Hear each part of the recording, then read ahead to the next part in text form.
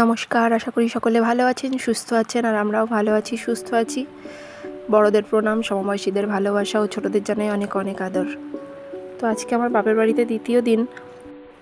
আজকের ওয়েদারটা কিন্তু ভীষণ সুন্দর। রোদের তেজটা দেখেছেন কি কড়া।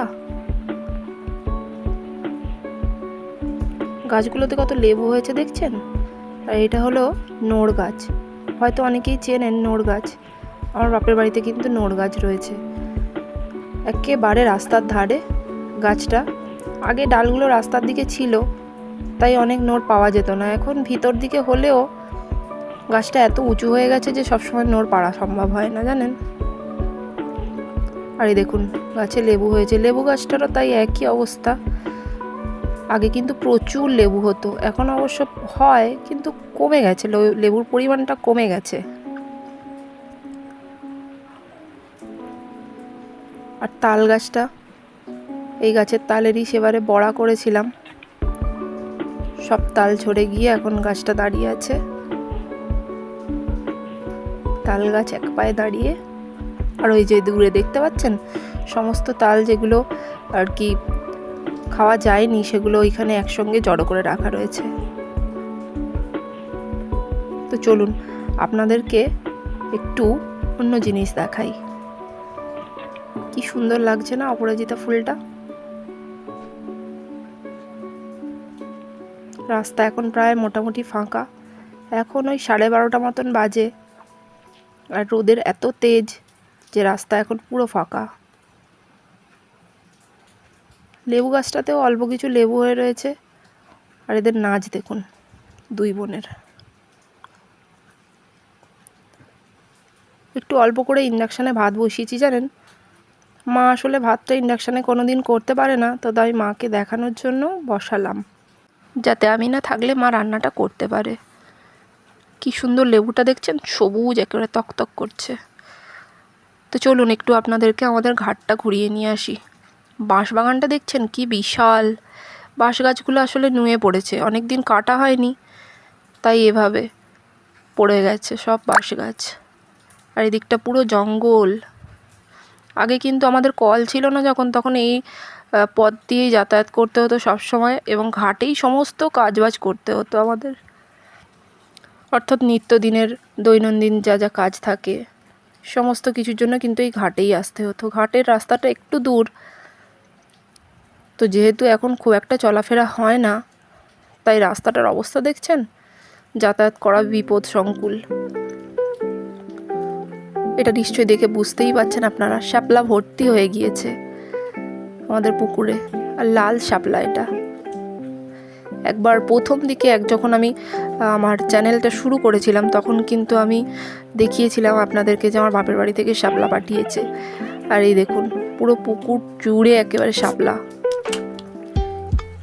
দেখতে সুন্দর লাগছে ঠিকই, কিন্তু পুকুরে আর নামা যাচ্ছে না, জানেন। ছেলে মেয়ে দুটো এসে পুকুরে চান করবে বলে খুব কান্নাকাটি করছিল, কিন্তু করা সম্ভব নয়। আসলে ওরা তো বাড়িতে পুকুর পায় না, আর আমাদের পুকুরে কিন্তু শান বাঁধানো। এখন বর্ষার সময় তো ডুবে গিয়ে একাকার অবস্থা। আর মাথার উপরটা ফেরার সময় আপনাদেরকে দেখাচ্ছি, পুরো বাঁশ গাছে ভর্তি। আর এই যে পাশে দেখছেন, ওটা আপনাদের পুরনো রান্নাঘর ছিল, জানেন। অর্থাৎ মা, ঠাকুমা, কাকিমারা করতেন। এখন অবশ্য প্রত্যেকের আলাদা আলাদা। আর এখন বাজে প্রায় বেলা 3টের মতো। এখন যাচ্ছি একটু মা আর আমি, কিছু দরকার রয়েছে তাই বেরিয়েছি। ওয়াও কি সুন্দর দেখছেন। এটা দেখে বুঝতে পারছেন কি মনে করছেন তো, সবুজে ঘেরা একটা মাঠ, কিন্তু না, ওটা হলো একটা পুকুর। পুকুরটা পুরো রকম ঘাসে ভর্তি হয়ে গেছে। আর এটা হলো একটা কৃষ্ণচূড়া গাছ, উল্টে পড়ে গেছে ঝড়ে গিয়ে, আর পাহাড়ের আকৃতি নিয়েছে। গাছপালা।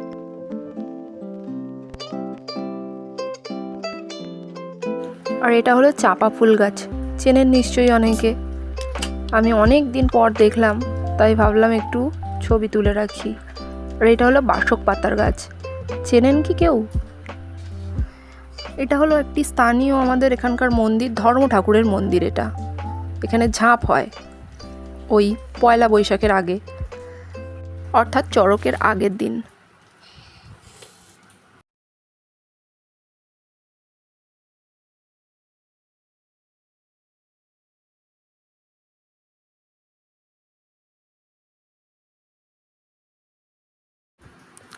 আর এই গাছটা তো অনেকেই চেনেন, এটা হলো রাধাচূড়া গাছ। কৃষ্ণচূড়ার ফুল যেমন লাল হয়, রাধাচূড়ার ফুল কিন্তু হলুদ হয়।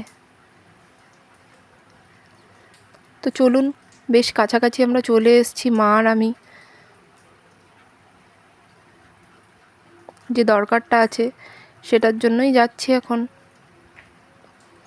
আর এই গাছটা একটা উপকারিতা আছে জানেন, আমি বেশ কিছুদিন আগে ইন্টারনেটেই একটা ভিডিওতে দেখছিলাম, কিন্তু বর্তমানে ভুলে গেছি জানেন, তা নাহলে আপনাদের সাথে শেয়ার করতাম। যেতে যেতে রাস্তার দুধারে প্রাকৃতিক দৃশ্যগুলো আপনাদেরকে দেখাতে দেখাতে নিয়ে যাচ্ছি। এই জায়গাটার নাম আসলে কুমোরপাড়া, তো তাই আসার সময় আপনাদেরকে দেখাবো প্রতিমা তৈরির কাজ চলছে। জানি না ততক্ষণে খোলা থাকবে কি না। আর এই সামনেই কিন্তু গেলে আমাদের স্কুল, অর্থাৎ আমি যে স্কুলে ক্লাস 6 থেকে 10 অবধি পড়াশোনা করেছি। আমরা যে কাজের জন্য এসেছি সেই কাজটার এতই তাড়াহুড়ো ছিল যে আমরা তখন ভিডিওটা করতে পারিনি। আমার যে স্কুলে আমি 6 থেকে 10 অবধি পড়েছি, এটা হলো আমার উচ্চ মাধ্যমিক স্কুল, অর্থাৎ এই স্কুলটাতে আমি 11-12 পড়াশোনা করেছি। এটা হলো কুয়েট স্কুল, আর আগেরটা ছিল আমার গার্লস স্কুল। দেখেই বুঝতে পারছেন কি বিশাল বড় স্কুলটা। খোলা ছিল এই সময়, ছুটির সময় তো, তাই ভাবলাম একটু ভিডিও করে নিই। একেবারে রাস্তার ধারে। আগে এই সমস্তগুলো ছিল না জানেন, মানে এত বিল্ডিং আগে ছিল না। আর এই যে খুব সুন্দর একটা মঞ্চ তৈরি করেছে, এটাও ছিল না। এই মাঠটা এত সুন্দর ছিল না। আমরা চলে যাওয়ার পর দেখছি সব ডেভেলপ হয়েছে। 2-3টে দরজা, এটা আর একটা গেট। আর এখন যেহেতু মিড ডে মিল খাওয়ার একটা ব্যাপার আছে, তো সেজন্য এইদিকে রান্নার ঘরটার হবে হয়তো। যাই হোক, দেখালাম আপনাদেরকে ঘুরিয়ে যে আমি কোন স্কুল থেকে পড়াশোনা করেছি উচ্চ মাধ্যমিক। তো চলুন এবার ফেরার পথে আপনাদেরকে দেখাচ্ছি আমার মাধ্যমিক দেওয়া স্কুলটা। ওটা হলো গার্লস স্কুল আসলে। এই যে এটা হলো মহেশতলা গার্লস হাই স্কুল। এখানে শুধু মেয়েরা পড়ে। অবশ্য এখন 5 থেকেও ভর্তি হওয়া যায়, তখন কিন্তু 5 থেকে ভর্তি হওয়ার অপশন ছিল না জানেন। আর এখানে মর্নিং সেশনও রয়েছে ক্লাস 4 পর্যন্ত। বিশাল বড় স্কুলটা, এখন এরও অনেক উন্নতি হয়েছে, অর্থাৎ অনেক দূর পর্যন্ত বাড়িয়েছে স্কুলটা। আগে যেমন ছিল তেমন আর নেই আর কি। তো চলুন শেষবারের মতো দেখে নিলাম স্কুলের গলি রাস্তা। এ দেখুন, বলছিলাম তখন ঠাকুর তৈরির কাজ চলছে। এটা কুমোরপাড়া, আমাদের এখানকার কুমোরপাড়া, অর্থাৎ এখানে প্রত্যেকটা জায়গাতেই এই সমস্ত আর কি ঠাকুরের কাজ হয়। মাটি তোলা রয়েছে দেখছেন, আর এই দেখুন বন্ধ হয়ে গিয়েছে। আমি যা ভেবেছিলাম তাই, বেশ কিছু জায়গা বন্ধ, আবার বেশ কিছু জায়গায় এখনও কাজ চলছে মায়ের মূর্তি তৈরির। তো চলুন এবার বাড়ি ফেরার পালা। বাড়ি ফিরতে ফিরতে আপনাদেরকে আরও কিছু প্রাকৃতিক দৃশ্য দেখিয়ে যাই, গিয়ে আবার বাড়ি চলে যেতে হবে জানেন। বেশি দিন থাকার জন্য তো আসিনি। কি বলি আর, 2 ছেলে মেয়ে আমার, ওদের দুজনের পড়াশোনার জন্য বেশি দিন থাকা সম্ভব হয় না। ওই 1-8 দিনের জন্য আসি, আবার চলে যাই। তো আপনারাও হয়তো অনেকেই তাই করেন।